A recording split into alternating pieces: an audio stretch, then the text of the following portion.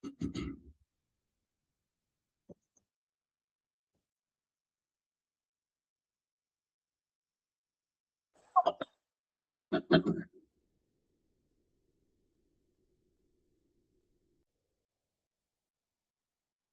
ಭಗವದ್ಗೀತೆಯು 3ನೇ ಸಂಪುಟ, ಪುಟ 243. 3ஆம் திருமொழி, 6ஆம் பத்து, 5ನೇ ಪಾಶುರ ನೋಡಿದ್ವಿ. 6ಆம் ಪಾಠ ಈಡು 10,000 ಪಡಿ. ಇದಕ್ಕೆ ಧ್ಯಾನ ಶ್ಲೋಕಗಳು ಕೆಲವು. ಅಸ್ಮದ್ ಗುರುಭ್ಯೋ ನಮಃ, ಅಸ್ಮತ್ ಪರಮ ಗುರುಭ್ಯೋ ನಮಃ, ಅಸ್ಮತ್ ಸರ್ವಗುರುಭ್ಯೋ ನಮಃ. ಶ್ರೀಮತೆ ರಾಮಾನುಜಾಯ ನಮಃ. ರಾಮಾನುಜದಯಾ ಪಾತ್ರಂ ಜ್ಞಾನ ವೈರಾಗ್ಯಭೂಷಣಂ ಶ್ರೀಮದ್ವೆಂಕಟನಾಥಾರ್ಯಂ ವಂದೇ ವೇದಾಂತದೇಶಿಕಂ. ಲಕ್ಷ್ಮೀನಾಥಸಮಾರಂಭಾಂ ನಾಥಯಾಮನಮಧ್ಯಮಾಂ ಅಸ್ಮದಾಚಾರ್ಯಪರ್ಯಂತಾಂ ವಂದೇ ಗುರುಪರಂಪರಾಂ. ಯೋ ನಿತ್ಯಮಚ್ಯುತಪದಾಂಬುಜಯುಗ್ಮರುಕ್ಮಾಂ ವ್ಯಾಮೋಹತಸ್ತದಿತರಾಣಿ ತೃಣಾಯ ಮೇನೆ. अस्मद्गुरोर्भगवतोऽस्य दयैकसिन्धोः रामानुजस्य चरणौ शरणं प्रपद्ये. मातापिता युवतीस्तनया विभूतिः सर्वं यदेव नियमेन तदन्वयानाम्.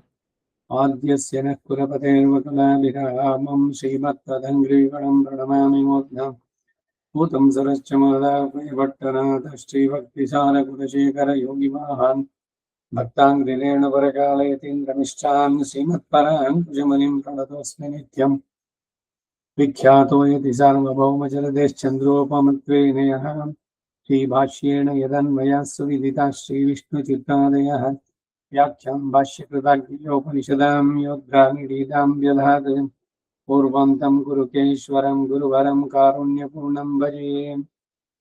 नाथं पङ्कजनेत्ररामयामुना वास्तव्यमालाधरानेः योगीन्द्रं गुरुकेशचन्द्रजलधिं गोविन्दकूरमादिपरो भट्टार्यं निगमान्तयोगिजगदाचार्यं सकृष्णद्वयौ वन्दे माधवपद्मनाभसुमनः कोलेशदेवादिपान्. திருவருண்மால் சேனை முதலை ஷடகோபன்னாத முனி சீருய்யக் கொண்டார் மணக்கால் நம்பி சொன்னாம் ஆளமந்தார் குருமாலாதரர் குருகைப் பிறார் கண்பாம்யதிராசர் கோவிந்தர் கூரேஷர் பிரிய பட்டர் வேதாந்த முனிவர் எருக்கண்ணர் கண்பொடியனம் பிள்ளை இவரீடடி தற்குயீந்த குருமாதவர் பத்மநாபர் இவர் அருளாளர்த்தம் திருவடியூன்னிய தேவ பெருமாள் கை கொண்டருளும் திருமலையாழ்வார் பொன்பதங்கள் முன்பென்னுள் சேர்ந்தனமே. பக்தாமிருதம் விஸ்வஜனானுமோதனம் சர்வாத்மதம் ஸ்ரீ ஷடகோபமன்வயம் சஹஸ்ரஜாகோபனிஷத் சமாகமம் நமாம்யம் திராவிட வேதசாகரம். திருவழுதினாடென்னும் தென் குருகோர் என்னும் மறுவினியவன் பருணல் என்னும் அறமறைகளை அந்தாதி செய்தானடியினை எப்பொழுதும் சிந்தியாய் நெஞ்சே தெளிந்து அனத்தாலும் வாயாலும் மண் குருகோர் பேடம் இனத்தாரை எல்லாதிரைஞ்சேன் தனத்தாலும் ஏதும் குருவிலை இணைந்த ஷடகோபன் பாதங்கள் யாவுடைய பத்து ஐந்த பெரும் கீர்த்தி ராமானுஜமுனிதன் வாய்ந்த மலர் பாதம் வணங்குகின்றேன். ஆய்ந்த பெரும் சீரார் ஷடகோபன் செந்தமிழ் வேதம் தரிக்கும் பெறாத உள்ளம் பெறாம் வாந்திகளும் சோலை மதிலரங்கர்வன் புகழ்மேல் ஆன்ற தமிழ் மறைகளாயிரமும் ஈந்த முதல் தாய் ஷடகோபன் மைம்பார் வளர்த்த இதத்தாய் ராமானுஷன் மிக்க விரிநெறியும் மெய்யாமுயர் நிலையும் தக்க நெறியும் தடையாகி தொக்கியலும் ஊழ் வினையும் வாழ் வினையும் ஓதும் குருஹயர்கோன் யாழினிசை வேதத்தில் ஆழ்வார் திருவடிகளே சரணம். 3ஆம் பத்து 6ಆம் ತಿರುಮಳಿ 5ನೇ ಪಾಶುರ ಆಗಿತ್ತು. 6ಆம் ಪಾಠ ಅದಕ್ಕೊಂದು ಪ್ರವೇಶ.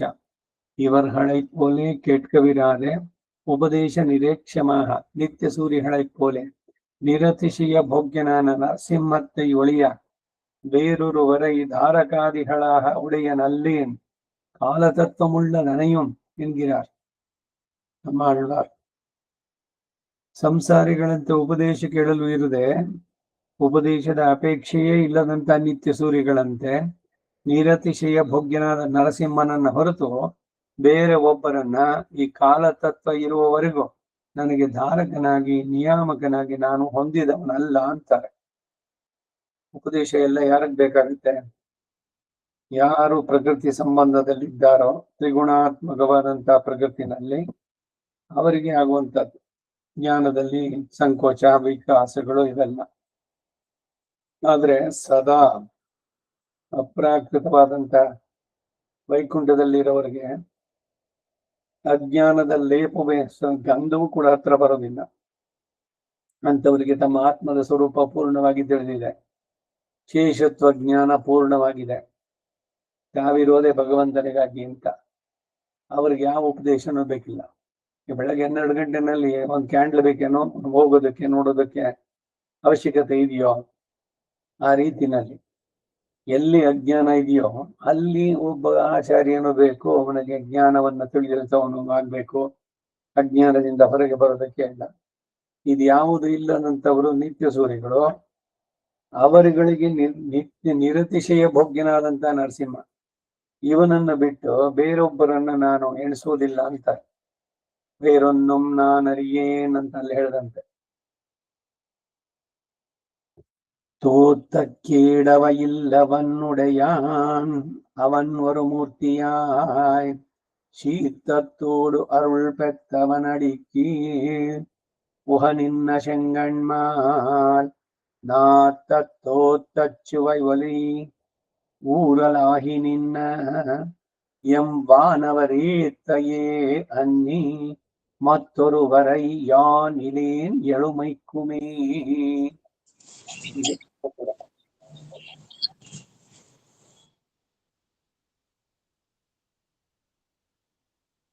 ಪ್ರತಿಪದಾರ್ಥ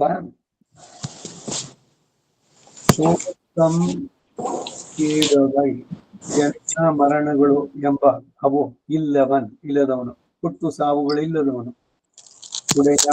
ಅವತಾರಗಳಲ್ಲಿ ಅವುಗಳನ್ನುಳ್ಳವನು.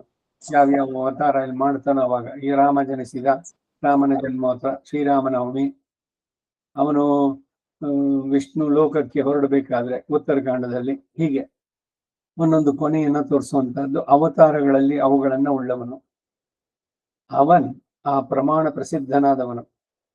ಪ್ರಮಾಣಗಳಿಂದ ಅವನು ನಿರ್ಧರಿಸಲ್ಪಟ್ಟವನು. ಶ್ರುತಿ ಗಮ್ಯನಾದವನು, ವೇದ ಗಮ್ಯ ಅಂತ ಹೇಳುವಂತಹದ್ದು.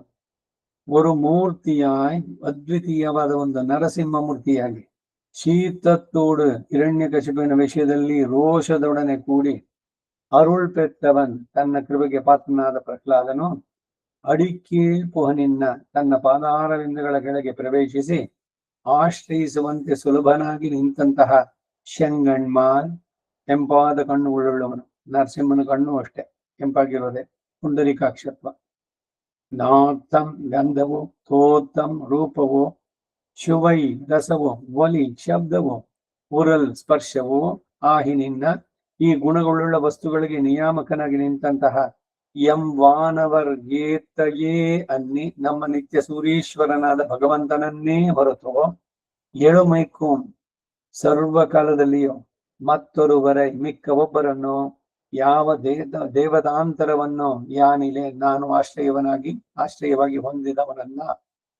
ಪೂರ್ಣವಾದಂತಹ ವಿಶ್ವಾಸ ಇದು ಭಗವಂತನಲ್ಲಿ. ಅವನನ್ನು ಬಿಟ್ಟು ಬೇರೆ ಯಾರು ಇಲ್ಲ. ಅವನನ್ನು ಎಲ್ಲ ರೂಪದಲ್ಲೂ ನೋಡ್ಬೋದು. ಪರ, ವ್ಯೂಹ, ವಿಭವ, ಹಾರ್ದ, ಅರ್ಚ ಎಲ್ಲ ಏನೇ ಆದ್ರೂ ಅವನು ಶ್ರೀಮನ್ನಾರಾಯಣನೇ. ಅವನು ಬಿಟ್ಟು ಬೇರೆ ದೇವತೆಗಳಿಲ್ಲ. ಇಲ್ಲಿ ದೇವತಾಂತರಗಳ ಸ್ಪರ್ಶ ಇಲ್ಲ ಅಂದ್ರೆ ಮತ್ಯಾವುದೋ ದೇವತೆನ ಇನ್ಯಾವುದಕ್ಕೋ, ಅವದಕ್ಕಾಗಿ ಯಾವುದೋ ವ್ರತ, ಏನೋ ಹೋಮ, ಯಾವುದೋ ಶಾಂತಿ, ಯಾವುದು ಮಾಡಲ್ಲ ಅಂತ ಹೇಳ್ತಾರೆ. ಈಡು தோத்தக்கீடவை இல்லவன், உற்பத்தி விநாசங்கள் இல்லாதவன். இது தான் ஷட்பாவ விகாரங்களுக்கும் உபலட்சணம். உடையான், தோத்துக்கேடுள்ள பதார்த்தங்களுடைய தனக்கு சேஷமாக உடையான், நிருபாதிக சேஷி. அவன் ஒரு மூர்த்தியாய், கர்மமடியான ஜன்மமில்லாதவன், ஆஷ்டிதார்த்தமாக ஒரு விக்கிரத்தை உடையனாய், ஒரு மூர்த்தி அத்விதீயமாய், அத்தியந்த விலட்சணமான நரசிம்மமாய், அழகியான் தானே, அரியுருவன் தானே இரே, சீத்தத்தோடருள் பெற்றவன், ஒரு விக்கிரகத்தை உடையனானவதற்கு மேலேயும் வன்னிரே சீத்தத்தையும் அருளையும் ஏக காலத்திலே உடையனானதுவம் சீத்தம் இத்தியாதி இரண்யன் பக்கல் சீத்தமும் செல்லா நிற்கச் செய்தே அருளுக்கு பிராத்தபூதனான ஸ்ரீமத் பிரகலாத ஆழ்வானுக்கு திருவடிகளின் கீழே வந்து புகழலாம்படி நின்ன சீத்தத்தோடே அருள் பெற்றவன் என்கிறதாயிற்று. இரண்யன் தேசத்துக்கு விஷயமானார் போலேயாயிற்று இவன் அருளுக்கு விஷயமானபடி.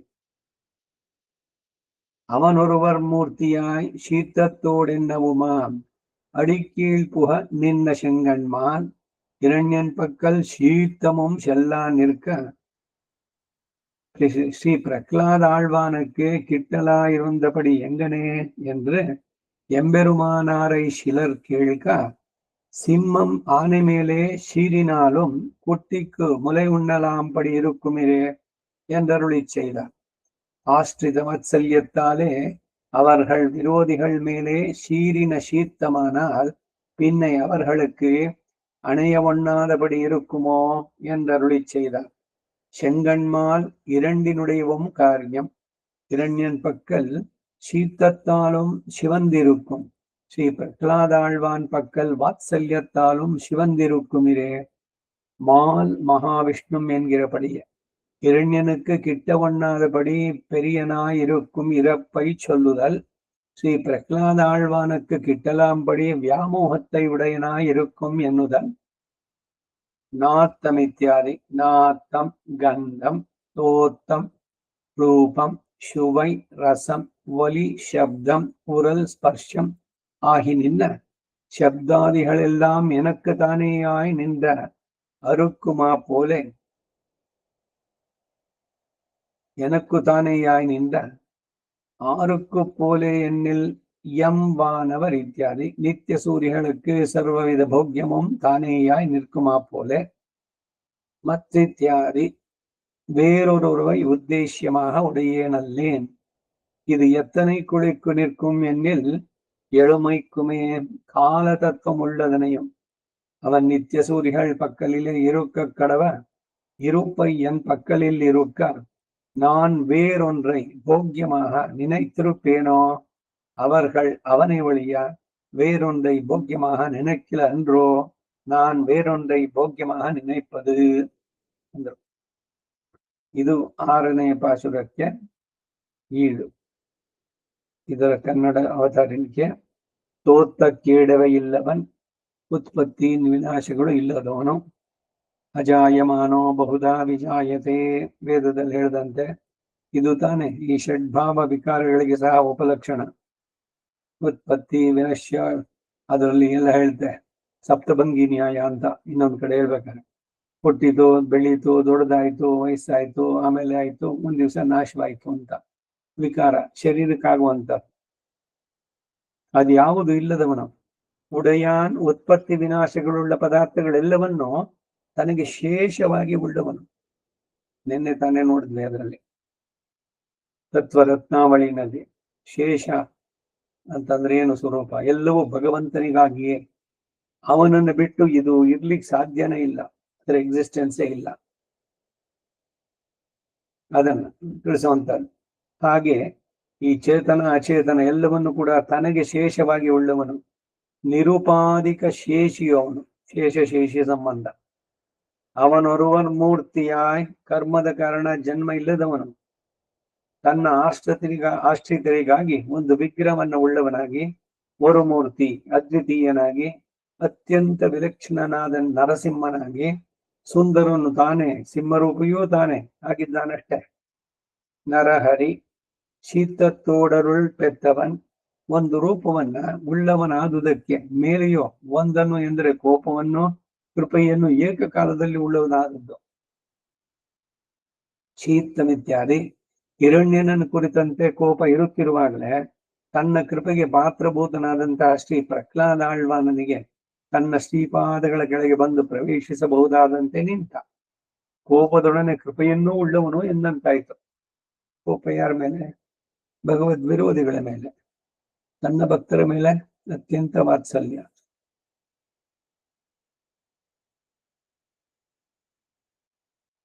ಹಿರಣ್ಯನು ದ್ವೇಷಕ್ಕೆ ವಿಷಯವಾದಂತೆ ಆಯಿತು, ಇವನ ಕೃಪೆಗೆ ವಿಷಯವಾದ ರೀತಿಯು. ಅವನು ಅದ್ವಿತೀಯವಾದ ರೂಪ ಹೊಂದಿದ್ದು ಕೋಪದೊಡನೆ ಎನ್ನಬಹುದು. ಅಡಿಕೆ ಪುಹನೆಂದ್ರ ನಿಶಂಗಣ್ಮಾಲ್. ಹಿರಣ್ಯನ ವಿಷಯದಲ್ಲಿ ಕೋಪವೂ ಇರುತ್ತಿರುವಾಗ ಶ್ರೀ ಪ್ರಹ್ಲಾದ ಆಳ್ವಾನನಿಗೆ ಸಮೀಪಿಸಬಹುದಾದಂತೆ ಇದ್ದದ್ದು ಹೇಗೆ ಎಂದು ಎಂಬೆರುಮಾನಾರವರನ್ನ ಕೆಲವರು ಕೇಳಿದ್ರು, ರಾಮಾನುಜರನ್ನ. ಸಿಂಹವು ಆನೆಯ ಮೇಲೆ ಕೋಪಿಸಿದ್ರು ತನ್ನ ಮರಿಗೆ ಮೊಲೆಯುಣ್ಣಬಹುದಾದಂತೆ ಇರುತ್ತದೆಯಷ್ಟೇ. ಸಿಂಹ ವನರಾಜ, ಅದು ಆನೆಯ ಕುಂಭಸ್ಥಳದ ಮೇಲೆ ಜಿಗಿದು ಹರಿದು ಅದನ್ನು ಕೊಂದು ತಿನ್ನುತ್ತೆ. ಅಷ್ಟು ಜೋರಾಗಿರುವಂತಹ ಇದು. ಆದರೆ ತನ್ನ ಮರಿಗಳಿಗೆ ಮೊಲೆಯೂಡಿಸುತ್ತದು. ಕೋಪ ಕ್ರೌರ್ಯ ಅದು ಎಲ್ಲಿ ಬೇಕೋ ಅದಕ್ಕೆ, ಆದರೆ ತನ್ನ ಮಕ್ಕಳ ಬಗ್ಗೆ ವಾತ್ಸಲ್ಯ ಆ ರೀತಿ. ಹಾಗೆ ಅಂತ ಅಪ್ಪಣೆ ಕೊಡಿಸದಂತೆ ರಾಮಾನುಜರು. ಆಶ್ರಿತ ವಾತ್ಸಲ್ಯದ ಕಾರಣ ಆ ಆಶ್ರಿತರ ವಿರೋಧಿಗಳ ಮೇಲೆ ಕೋಪಿಸಿದ ಕೋಪವಾದರೆ ಅನಂತರ ಅವರುಗಳಿಗೆ ಆಲಂಗಿಸಲಾರದಂತೆ ಇರುತ್ತದೆಯೋ ಎಂದು ಹೇಳಿದ್ರು. ಚೆಂಗಣ್ಮಾಲ್ ಅವೆರಡರಿಂದಲೂ ಆದ ಕಾರ್ಯ ಇದು. ಹಿರಣ್ಯನ ವಿಷಯದಲ್ಲಿ ಕೋಪದಿಂದಲೂ ಕಣ್ಣು ಕೆಂಪಗಿರುತ್ತೆ. ಶ್ರೀ ಪ್ರಹ್ಲಾದ ಆಳ್ವಾನನ ವಿಷಯದಲ್ಲಿ ವಾತ್ಸಲ್ಯದಿಂದಲೂ ಕಣ್ಣು ಕೆಂಪಾಗಿದೆ. ವಿಕ್ಷರೋ ರೋಹಿತೋ ಮಾರ್ಗೋ ಏತುರ್ದಾಮೋದರ ಸಹ ರೋಹಿತ. ಕೆಂಪಾದ ಕಣ್ಣುಳ್ಳನು. ಕೋಪ ಬಂದಾಗಲೂ ಕಣ್ಣು ಕೆಂಪಾಗತ್ತೆ. ಆಗ ಬರುವಂತ ಕೆಂಪು ಬೇರೆ. ಆದ್ರೆ ವಾತ್ಸಲ್ಯದಿಂದ ನೋಡ್ಬೇಕಾದ್ರೆ ಅದು ಪುಂಡರೀಕಾಕ್ಷತ್ವ. ಹಾಗೆ ಯಾರನ್ನ ಅವನು ಅನುಗ್ರಹಿಸನೋ ಅಂತವರಿಗೆ ವಾತ್ಸಲ್ಯ ಪೂರಿತವಾದಂತಹ ದೃಷ್ಟಿ, ಕೃಪೆ. ಇನ್ನು ಕೃಪಾ ದೃಷ್ಟಿ ನಮ್ಮ ಮೇಲೆ ಉಳ್ಬಾರ್ದೆ ಅಂತ ಕೇಳೋದಲ್ಲಿ. ಅಂಗಣಿ ರಂಡಂ ಕೊಂಡು ಎಂಗಳ್ ಮೇಲ್ ನೋಕ್ಕುದು ಎಂಗಳ್ ಮೇಲ್ ಶಾಪ ಮಿಳಿಂದೇಲೋರೆಂಪಾವಾಯ್. ಗೋದಾದೇವಿಯಲ್ಲಿ ಹೇಳುವಂತ ಸೂರ್ಯನಂತೆ ತೀಕ್ಷ್ಣ ಪ್ರಖರವಾಗಿದ್ರು ಕೂಡ ಚಂದ್ರನಂತೆ ಶೀತಲವಾಗಿದ್ದು. ಹಾಗೆ ಭಗವಂತ ನಮ್ಮ ವಿರೋಧಿಗಳ ಮೇಲೆ ಕೆಂಪು ಕಣ್ಣನ್ನು ತೋರಿಸಿದ್ರು ಕೂಡ ಅವರಿಗೆ ಅದು ಕ್ರೂರವಾಗಿದ್ದು, ನಮಗೆ ಅದು ಬಹಳ ಆತ್ಮೀಯವಾದದ್ದೇನು. ಮಾಲ್ ಮಹಾವಿಷ್ಣು ಎಂಬಂತೆ ಹಿರಣ್ಯನು ಸಮೀಪಿಸಲಾರದಂತೆ ಮಹತ್ತಮನಾಗಿರುವ ಸ್ಥಿತಿಯನ್ನು ಹೇಳುತ್ತೆ. ಶ್ರೀ ಪ್ರಹ್ಲಾದನು ಸಮೀಪಿಸಬಹುದಾದಂತೆ ವ್ಯಾಮೋಹವನ್ನು ಉಳ್ಳವನಾಗಿದ್ದಾನೆ. ಯಾರು ಹತ್ರ ಹೋಗ್ಲಿಕ್ಕಿಲ್ಲ. ಹಿರಣ್ಯಕಶಿಪು ಹತ್ರ ಹೋಗ್ಲಿಕ್ಕೆ ಸಾಧ್ಯ ಏನೋ ಭಗವಂತನ ಹತ್ರ? ಅವನ ಕೋಪದಿಂದ ನೋಡ್ಬೇಕಾದ್ರೆ ಅವನು ಸುಟ್ಟದಂಗೆ. ಹಾಗೆ ಒಂದು ಕಡೆ ಭಕ್ತರ ರಕ್ಷಣೆ, ಮತ್ತೊಂದು ಕಡೆ ಅವರಿಗೆ ಹಿಂಸೆ ಕೊಡುವವರ ಬಗ್ಗೆ ತೀಕ್ಷ್ಣವಾದಂತ ಕಠಿಣ ಕ್ರಮ ತಗೊಳ್ಳುವಂತದ್ದು ಎರಡುವೆ. ನಾತ್ತಂ ಇತ್ಯಾದಿ ನಾತ್ತಂ ಗಂಧ ತೋತ್ತಂ ರೂಪ ಶುವೈ ರಸ ಒಲಿ ಶಬ್ದ ಉರಲ್ ಸ್ಪರ್ಶ. ಆಹಿನಿಂದ ಅಂದ್ರೆ ಶಬ್ದ ಸ್ಪರ್ಶ ರೂಪ ರಸ ಗಂಧ ಎಲ್ಲವೂ ತನಗೆ ತಾನೇ ಆಗಿ ನಿಂತಹ ಯನ್ವಾನವರಿತ್ಯಾದಿ ಪಂಚ ಭೂತಗಳು, ಪಂಚ ತನ್ಮಾತ್ರೆಗಳು, ಇದು ಎಲ್ಲವೂ ನನಗೆ ತಾನೇ ಆಗಿ ನಿಂತಹ ಯಂ ವಾನವರಿತ್ಯಾದಿ ನಿತ್ಯ ಸೂರ್ಯಗಳಿಗೆ ಸರ್ವವಿಧ ಭೋಗ್ಯವು ತಾನೇ ಆಗಿ ನಿಲ್ಲುವಂತೆ ಮತ್ತಿತ್ಯಾದಿ ಮತ್ತೊಬ್ಬರನ್ನ ಉದ್ದೇಶವನ್ನಾಗಿ ಹೊಂದಿರುವವನಾಗಿಲ್ಲ. ಇದು ಎಷ್ಟು ಸ್ಥಾನದವರೆಗೆ ನಿಲ್ಲುತ್ತೆ ಅಂದ್ರೆ 7 ಮೈಕುಮೆ ಕಾಲತತ್ವ ಇರುವವರೆಗೂ ಅವನು ನಿತ್ಯ ಸೂರ್ಯಗಳ ವಿಷಯದಲ್ಲಿ ಇರಬೇಕಾದ ಸ್ಥಿತಿಯನ್ನ ನನ್ನ ವಿಷಯದಲ್ಲಿ ಇಟ್ಟಿರುವಾಗ ನಾನು ಬೇರೊಂದನ್ನ ಭೋಗ್ಯವಾಗಿ ನೆನೀತೇನೋ? ಅವರುಗಳು ಅವನನ್ನ ಹೊರತು ಬೇರೊಂದನ್ನ ಭೋಗ್ಯವಾಗಿ ನೆನೆದ್ರಲ್ವೋ ನಾನು ಬೇರೊಂದನ್ನ ಭೋಗ್ಯವಾಗಿ ನೆನೆಯೋದು ಅಂತಂದ್ರೆ ಎಂದಿಗೂ ನಾನು ನರಸಿಂಹನನ್ನು ಬಿಟ್ಟು ಬೇರೆ ಯಾರನ್ನೂ ನೆನೆಯೋದಿಲ್ಲ ಅಂತ ಹೇಳ್ತಾ ಇದ್ದಾರೆ.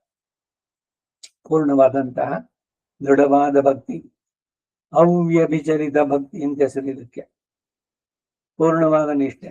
ಈಗ ಹೇಳಿದ ತಕ್ಷಣ ಬೇರೆ ಅವನದೇ ರೂಪವೋ ಮತ್ತೊಂದು ಅವನಿಂದ ಉಂಟಾದವರು ಈ ದ್ವಾದಶ ಆದಿತ್ಯರು, ಏಕಾದಶ ರುದ್ರು, ಇವರ ಬಗ್ಗೆ ಏನೆಲ್ಲ ದ್ವೇಷ ಅಥವಾ ಅವರನ್ನ ಕೀಳಾಗಿ ಕಾಣಬೇಕು ಅಂತ ಹೇಳಿಲ್ಲ. ಎಲ್ಲರಿಗೂ ಅವರವರಿಗೆ ಆ ಪದವಿಯನ್ನ ಅವರಿಗೆ ಕೊಡುವಂತಹ ಶಕ್ತಿಯನ್ನ ಕೊಟ್ಟವನು ಇವನೇ. ಅದರಿಂದ ನನಗೆ ಇವನು ಸಾಕು, ಇವನು ಬಿಟ್ಟು ಬೇರೆಯವರನ್ನ ನಾನು ಯಾರನ್ನು ಆಶ್ರಯಿಸೋದಿಲ್ಲ ಅಂತ ಹೇಳ್ತಾರೆ. ಮುಂದಿನ ಭಾಷಣ 7ஆம் பாட்டு.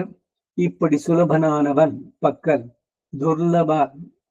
துர்லபத்துவ சங்கையை தவிர்ந்து அவனை ஆஷ்டையுங்கோள், உங்களுடைய ಸರ್ವ ದುಃಖங்களும் போகும்படி என்கிறார்.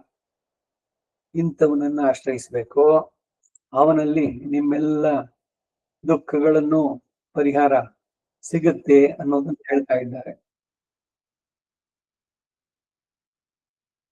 எழுமைக்கும் எனதாவிக்கும் இன்னமுதித்தனை எனது ஆருயிர் எழுமிய கதிர் சோதியை மணிவண்ணனை குடக்கூத்தனை விழுமிய அமரர் முனிவர் விழுங்கும் கண்ணல் கனியினை தொழுமின் தூய மனத்தராய் இறையும் நில்லா துயரங்களே. 3ஆம் பத்து 6ஆம் திருமொழி, ಅದರಲ್ಲಿ 7ನೆಯ ಪಾಶುರ ಪ್ರತಿಪದಾರ್ಥ.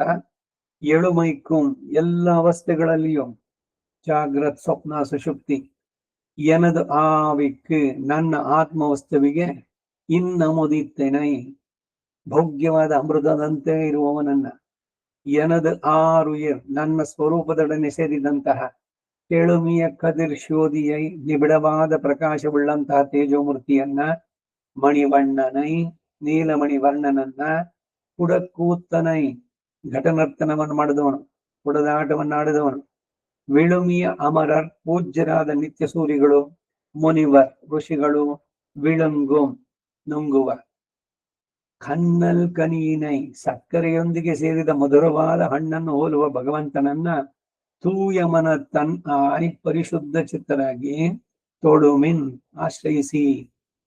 ಹಾಗೆ ಆಶ್ರಯಿಸಿದ್ರೆ ತುಯರಂಗಳ್ ಪಾಪಗಳು ಇರೆಯುಂ ಸ್ವಲ್ಪವೂ ನಿಮ್ಮಲ್ಲಿ ನಿಲ್ಲಲಾರವು. ಭಗವಂತನನ್ನ ಆಶ್ರಯಿಸಿ, ನಿಮ್ಮೆಲ್ಲ ದುಃಖಗಳಿಗೆ ಪರಿಹಾರ ಖಂಡಿತ ಸಿಗುತ್ತೆ ಅನ್ನೋದನ್ನ நம்மாழ்வார் ಬಹಳ ಸುಂದರವಾಗಿ ಹೇಳ್ತಾರೆ. ಈಡ್ எழுமைக்கும் எனதாவிக்கின் அமுதத்தினை கால தத்துவமுள்ளதனையும் தன் சுவடறியாத இதர விஷய பிரமணமான என் நெஞ்சுக்கு பரமபோக்கியனானவனை பெரியவத்தை ஏழேழாகச் சொல்லு கடவதிரே காலமெல்லாம் என்றபடி எனதாருயிர் இத்தியாதி அனாதியாக சம்சரித்து போந்த என் ஆத்மாவோடே கலந்து அத்தாலே உஜ்வலனானவனை தாம் கிட்டு ஹைய தலைக்கு நிறக்கீடு என்றிருந்தார் இவர். அது மத்தெப்படியாய் தம்மை செறிய தீப்தனாயிருந்தான் மணிவண்ணனை இத்தியாதி இத்தலையில் இசைவு பாராதே ஆகப்படுத்திக் கொள்கைக்கு ஹேத்துக்களில் இருக்கிறபடி வடிவழகையும் மனோஹாரி சேஷ்டிதங்களையும் உடையவனை, வண்ணம் நிறம் நீலமணி போலே முடிந்து ஆளலாம்படி இருக்கிறவன் என்றுமாம். ஆக்கர தேவர்களின்றிக்கே சீரியரான வைகுந்த கமரர்க்கும் முனிவர்க்கும் கண்ணல் போலவும் கனி போலவும் நிர்திசய போக்கியனானவனை சர்வகந்தக சர்வரசக என்ன கடவதிரே. கண்ணற்கனியினை தொழுமின் மாங்கனி என்னுமா போல கண்ணல் பழுத்த பழங்காணும் இதுவன்னோ நான் உங்களுக்கு இடுகிற வேப்பங்குடி நீர் பால் குடிக்க கால் பிடிக்கிறேனோ. தூய மனத்தராய் கிட்டவரியானோ எளியனோ அரியவரியானோ எளியனோ இவனை பத்துவோமோ அன்றைக்கே பிரயோஜனத்தை கொண்டு அகலுமோமோ என்று இங்கனே சம்சயாக்கிராந்தராய் போகாதே இவன் தன்னையே பிரயோஜனமாக ஆஷ்டையுங்கோள் இறையும் நிலா துயரங்களே. இப்படி சம்சயிக்கே கடியான மகா பாபங்கள் வாசனையோட பறிந்து போம், சாம்சாரிகமான துக்கங்கள் நிச்சேஷமாக போம் என்றுமாம். ಇದು 7ಆம் ಪಾಶುರಕ್ಕೆ ಈಡು. ಇದರ ಕನ್ನಡ ಅವತರಣಿಕೆ. ಎಳುಮೈಕ್ಕುಂ ಎನದಾವಿಕ್ಕಿನ್ನ ಅಮುದತ್ತನೈ, ಕಾಲತತ್ವ ಇರುವವರೆಗೂ. ಕಾಲತತ್ವ ಎಲ್ಲಿ ತನಕ ಇರೋದು? ಕಾಲಕ್ಕೆ ಬಿಗಿನಿಂಗು ಕಡೆ ಅನ್ನೋದೇನು ಉಂಟ? ಕಾಲ ಅನ್ನೋದು ಭಗವಂತಂದು. ಕಾಲಶ್ಚ ನಾರಾಯಣ ದಿಶಶ್ಚ ನಾರಾಯಣ ಮತ್ತೆ ಈ ಕಾಲವನ್ನು 3 ಭಾಗ ಭವಿಷ್ಯತ್ತು, ಭೂತ, ವರ್ತಮಾನ ಅಂತ ಹೇಳೋದೇನು, ಯಾವುದೋ ಒಬ್ಬ ಪರ್ಸನ್ಗೆ ಒಂದು ಪ್ಲೇಸ್ಗೋ ಹೇಳ್ಬೋದು ಅದನ್ನ. ಆದ್ರೆ ಕಾಲ ನಿರಂತರವಾಗಿರುವಂತಹದ್ದು. ಕಾಲರೂಪಿ ಭಗವಂತ 24 ತತ್ವಗಳಲ್ಲಿ ಕಾಲವು ಸೇರ್ಕೊಳ್ಳುತ್ತಲ್ಲಿ. ಕಾಲ, ಮಹತ್ವ, ಶುದ್ಧ ಸತ್ವ ಇವುಗಳೆಲ್ಲ ಕಾಲತತ್ವ ಇರುವವರೆಗೂ ಅಂತಂದ್ರೆ ಇಟ್ ಈಸ್ ಎಟರ್ನಲ್, ಅಂದ್ರೆ ಎಂದೆಂದಿಗೂ ಅಂತಾನೆ ಅರ್ಥವಾಗತ್ತೆ. ಈಗ ನಮ್ದಾದ್ರೆ ನಾವಿರುವ ತನಕ ಅಂತ ಹೇಳ್ಬೋದು. ನಾವು ಹುಟ್ಟಿದ್ದು ಒಂದು, ಅದಕ್ಕೆ ಮೊದಲು ನಾನಿದ್ನೋ ಇಲ್ಲ, ಈಗ ಪ್ರೆಸೆಂಟ್ ವರ್ತಮಾನ. ಇನ್ನು ನಾವು ಎಲ್ಲರೂ ಬಿಡೋಂಗೆ ಶರೀರ ಬಿಟ್ಟ ಮೇಲೆ ಆಮೇಲೆ ನಾವಿಲ್ಲಿ ಇದ್ದೀವೋ, ಅದಾದ್ಮೇಲೆ ಏನ್ ಮುಂದಕ್ಕೆ, ಇವೆಲ್ಲ ಒಬ್ಬ ಮನುಷ್ಯನಿಗೋ ಒಂದು ವ್ಯಕ್ತಿಗೋ ಒಂದು ಕಾಲಕ್ಕೋ ಅದನ್ನ ಹೇಳ್ಬೋದು. ಇದು ಕಾಲತತ್ವ ಇರುವುದು ಅಂದ್ರೆ ಪರ್ಮನೆಂಟ್ ಆಗಿರುವಂತದ್ದು, ಅಂದ್ರೆ ಎಂದೆಂದಿಗೂ ಅನ್ನೋ ಅರ್ಥ. ಇಲ್ಲಿ ಕಾಲತತ್ವ ಇರುವವರೆಗೂ ತನ್ನ ಗಂಧವನ್ನೇ ತಿಳಿಯದೆ ಇತರ ವಿಷಯಗಳಲ್ಲಿಯೇ ಪ್ರವಣನಾದ ನನ್ನ ಮನಸ್ಸಿಗೆ ಪರಮ ಭೋಗ್ಯನಾದವನು. ಸಂಸಾರ ಸಾಗರ ತಳ ಇಲ್ಲದ ಸಾಗರ ಅಂತಾರೆ. ತಳವೇ ಕಾಣೋದು, ಹೋಗ್ತಾ ಇದ್ರೆ ಹೋಗ್ತಾನೇ ಇರ್ಬೋದು ಕೆಳಗೆ. ಸಮುದ್ರಗಳನ್ನೇ ಎಲ್ಲ ನೋಡಿದ್ದಾರೆ, ಎಷ್ಟು ಆಳ ಅಂತ ಎಲ್ಲ. ಕೆಲವು ಎಷ್ಟು ಆಳವಾಗಿದೆ ಅಂದ್ರೆ ಸುಮಾರು 200-250 ಮೈಲಿ ಕೆಳಗಡೆ ಹೋಗ್ಬೋದು ಅಂತೆ, ಬೆಳಕೆ ತಪ್ಪೋದಿಲ್ಲ ಅಲ್ಲಿಗೆ.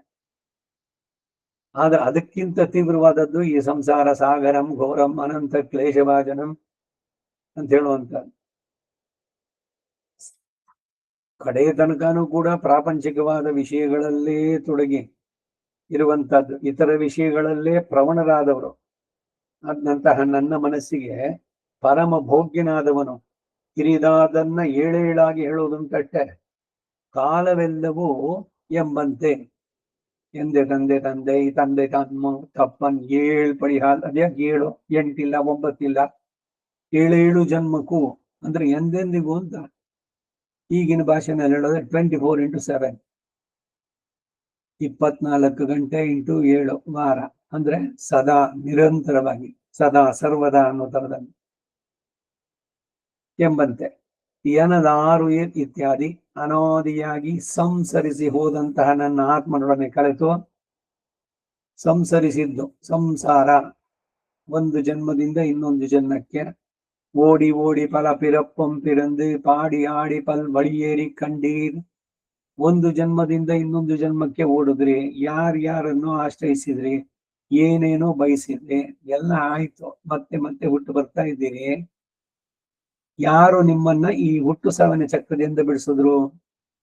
ಅದನ್ನು ಸ್ವಲ್ಪ ಅನಲೈಸ್ ಮಾಡಿ, ವಿಚಾರ ಮಾಡಿ, ಇನ್ನಾದ್ರೂ ನಿಮ್ಮ ಜೀವನವನ್ನು ಸಾರ್ಥಕ ಮಾಡಿ. ಕೂಡಿ ವಾನವರೆತ್ತ ನಿನ್ನ ತಿರುಕ್ಕೂರದನೈ, ಅಲ್ಲಿ ಇರುವಂತಹ ಸ್ವಾಮಿಯನ್ನ ಇನ್ನಾದ್ರೂ ಆಶ್ರಯಿಸಿ ಈ ಹುಟ್ಟು ಸಾವಿನ ಚಕ್ರ ಬಿಡಿಸ್ಕೊಳ್ಬಾರದೆ?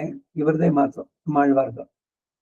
ಹಾಗೆ ಅನಾದಿಯಾಗಿ ಸಂಸರಿಸಿ ಹೋದಂತಹ ಕರ್ಮದ ಪಾಹೇನ ಪ್ರಗ್ರತಿತಃ, ಕರ್ಮದಿಂದ ಬಂಧನದಿಂದ ನಾವು ಮಾಡಿದಂತಹ ಕರ್ಮ, ಅದರಿಂದ ಅದಕ್ಕೆ ಬಿಡುಗಡೆಯಲ್ಲಿ ಪೂರ ಅನುಭವಿಸಿ ತಿರ್ಸೋಕ್ಕಾಗುತ್ತೋ?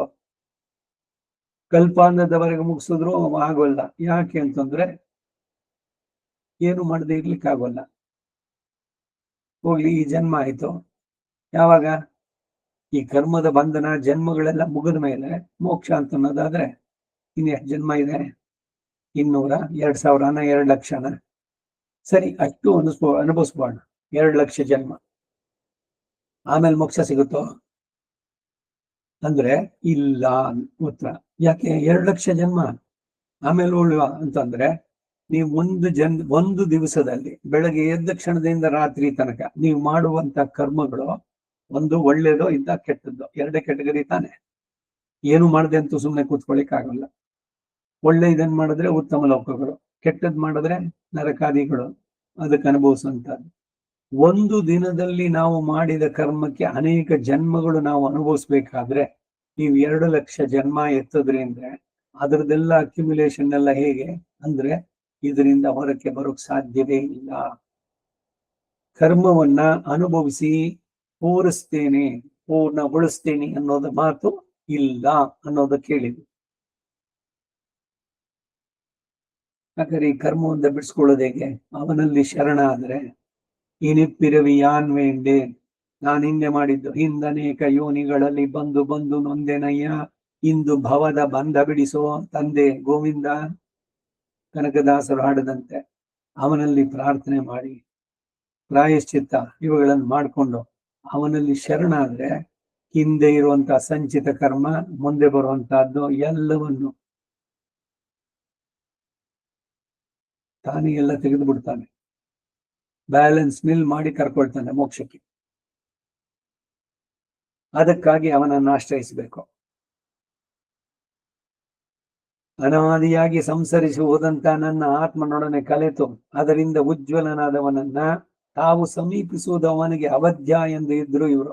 ಎಲ್ಲಿ ಸಾಧ್ಯವಾಗುತ್ತೆ? ಅವನು ಪರ್ಫೆಕ್ಟ್, ನಾವು ಎಲ್ಲ ಅಪರಾಧ ಚಕ್ರವರ್ತಿಗಳು.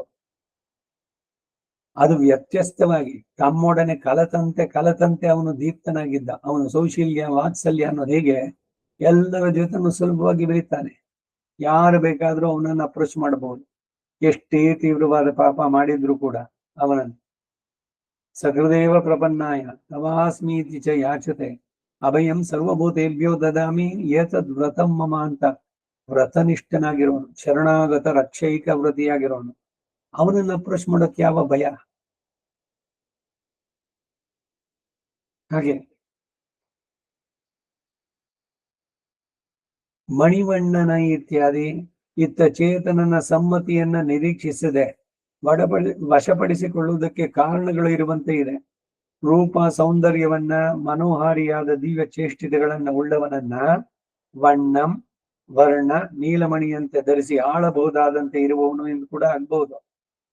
ಸೃಜಿಸಲ್ಪಟ್ಟ ದೇವತೆಗಳಂತೆ ಅಲ್ಲದೆ ಶ್ಲಾಘ್ಯರಾದ ನಿತ್ಯ ಸೂರ್ಯಗಳಿಗೂ ಮುನಿವರರಿಗೂ ಕಲ್ಲು ಸಕ್ಕರೆಯಂತೆಯೋ ಪಕ್ವ ಫಲದಂತೆಯೋ ನಿರತಿಶಯ ಭೋಗ್ಯನಾದವನು. ಪಾಲುಂ ಕನ್ನಲು ತೇನು ಎಲ್ಲವನ್ನು ಒಟ್ಟಿಗೆ ಮಿಡಿಸಿ ಮಾಡಿದ್ರೆ ಅದರ ತಿತ್ತಿಪ್ಪು, ಆ ಮಾಧುರಿ ಹೇಗಿರುತ್ತೆ? ನಮಗೆ ಅತ್ಯಂತ ಆತ್ಮೀಯನಾದವನು, ಅತ್ಯಂತ ಪ್ರಿಯನಾದವನು ಭಗವಂತ ಅಂತ ನಾವು ಭಾವಿಸಿದರೆ ಅವನು ಅದಕ್ಕೆ ಪ್ರತಿಸ್ಪಂದಿಸ್ತಾನೆ.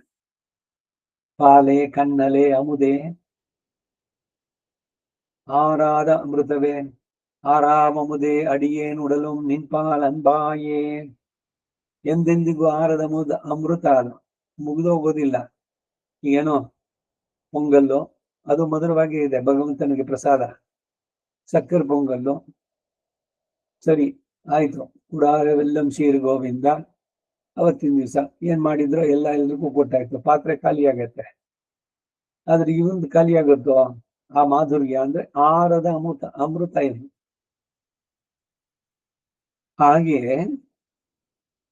ಇರುವಂತವನು ರೂಪ ಸೌಂದರ್ಯ ಮನೋಹಾರಿಯಾದಂತಹ ದಿವ್ಯ ಚೇಷ್ಟಿತೆಗಳು ಎಲ್ಲವನ್ನು ಕೂಡ ಶ್ಲಾಘ್ಯವಾದ ನಿತ್ಯ ಸೂರ್ಯಗಳಿಗೂ ಮುನಿವರಿಗೂ ಕಲ್ಲು ಸಕ್ಕರೆಯಂತೆಯೋ ಪಕ್ವವಾದ ಫಲದಂತೆ ನಿರತಿಶಯ ಭೋಗ್ಯನಾದವನು. ಸಕ್ಕರೆ ಪೊಂಗಲಾದ್ರೆ ಒಂದ್ಸಲಿ ಒಂದೊನ್ನೆ ಎರಡು ತಿಂತೀನಿ, ಮೂರನೇದಕ್ಕೆ ವಾಕರಿಕೆ ಬರುತ್ತೆ. ಏನ್ ಅದೇನೆ ಮುಂದೆ ಸಲಿ ಮಾಡಿದ್ದೇನೆ ಅದು ಯಾಕೆ ಮೊದಲನೇ ತಿಂದಾಗ ಇದ್ದಂತ ಮಾಧುರ್ಯ ನಿಮಗೆ ಎರಡೋ ಮೂರೋ ದೊನ್ನೆ ತಿಂದ್ಮೇಲೆ ಯಾಕಿಲ್ಲ ಅಂತಂದ್ರೆ ಅದರದಷ್ಟೇ ಲಿಮಿಟ್. ಆದ್ರೆ ಇವನು ನಿರತಿಶಯ ಭೋಗ್ಯನಾದವನು. ಸರ್ವಗಂಧ ಸರ್ವರಸಃ ಎಂದಿದೆಯಷ್ಟೇ ಭಗವಂತನನ್ನ. ಕನ್ನರ್ಕನಿ ನೈತೋಳು ಮೀನ್ ಮಾವಿನ ಹಣ್ಣು ಎನ್ನುವಂತೆ ಕಲ್ಲು ಸಕ್ಕರೆಯ ಪಕ್ವ ಫಲ ಎಂದು ಕಾಣುವುದಿದು. ರಾಮನಾಮ ಪಾಯಸಕ್ಕೆ ವಿಠಲನಾಮ ಸಕ್ಕರೆ, ಕೃಷ್ಣನಾಮ ತುಪ್ಪವ ಸೇರಿಸಿ ಬಾಯಿ ಚಪ್ಪರಿಸಿರೋ ಒಂದಕ್ಕಿಂತ ಒಂದು ಮಧುರಾಷ್ಟಕ ಅದರಂ ಮಧುರಂ ಎಲ್ಲವೂ ಮಧುರವೇ. ಮಧುರಾಧಿಪತೆ ಅಖಿಲಂ ಮಧುರಂ, ಹಾಗೆ ಅಖಿಲ ಮಧುರನಾದವನು.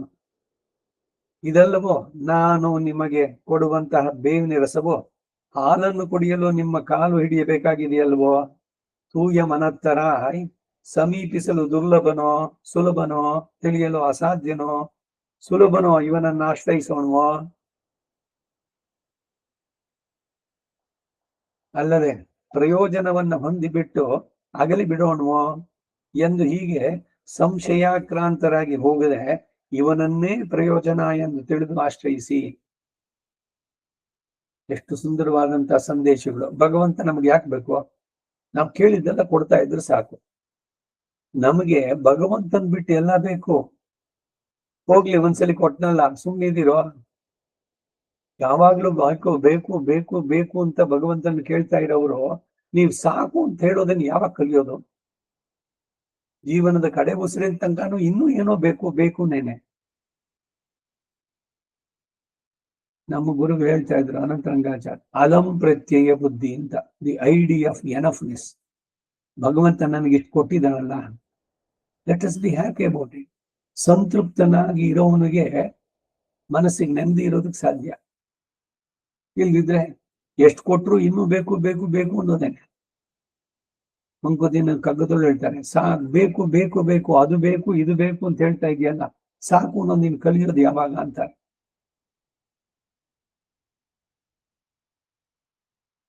ಎಲ್ಲ ಸಂದೇಹಗಳು, ಇನ್ನು ಅದು ಬೇಕಾಗಿತ್ತು ಇದು ಬೇಕಾಗಿತ್ತು ಅನ್ನೋ ಸಂಶಯಾಕ್ರಾಂತರಾಗಿ ಹೋಗದೆ ಇವನನ್ನೇ ಪರಮ ಪ್ರಯೋಜನ ಅಂತ ತಿಳಿದು ನೀವು ಆಶ್ರಯಿಸಿ. ನಮ್ಗೆ ಬೇಕಾಗಿರೋದು ಭಗವಂತನೇ. ಭಗವಂತ ಬಿಟ್ಟು ಬೇರೆ ಏನು ಬೇಡ. ಮುನಕ್ಕೇ ನಾಮ ಚೈವೋ ಮತ್ತೆ ನಮ್ಮ ಕಾಮಂಗಳ್ ಮಾತು. ನಿನ್ನನ್ನು ಬಿಟ್ಟು ಬೇರೆ ಏನೋ ಬೇಕು ಅನ್ನೋ ಬೈಕೆ ನನ್ನಲ್ಲಿ ಬರದಿರಲಿ, ಇದು ಪ್ರಾರ್ಥನೆ.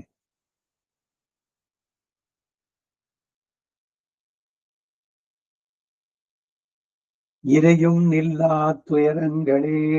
ಹೀಗೆ ಸಂಶಯ ಪಡುವುದಕ್ಕೆ ಕಾರಣವಾದಂತಹ ಮಹಾಪಾಪಗಳು ವಾಸನೆಯೊಡನೆ ಹಾರಿ ಹೋಗುತ್ತೆ, ಸವಾಸನವಾಗಿ ಇನ್ನೊಂಚೂರು ಮತ್ತೆ ಉಳಿಯೋದಿಲ್ಲ. ಸಾಂಸಾರಿಕವಾದ ದುಃಖಗಳು ನಿಶ್ಶೇಷವಾಗಿ ಹೋಗುತ್ತವೆ ಅಂತ ಹೇಳದಂತಾಯ್ತು. ಯಾರನ್ನು ಆಶ್ರಯಿಸಬೇಕು?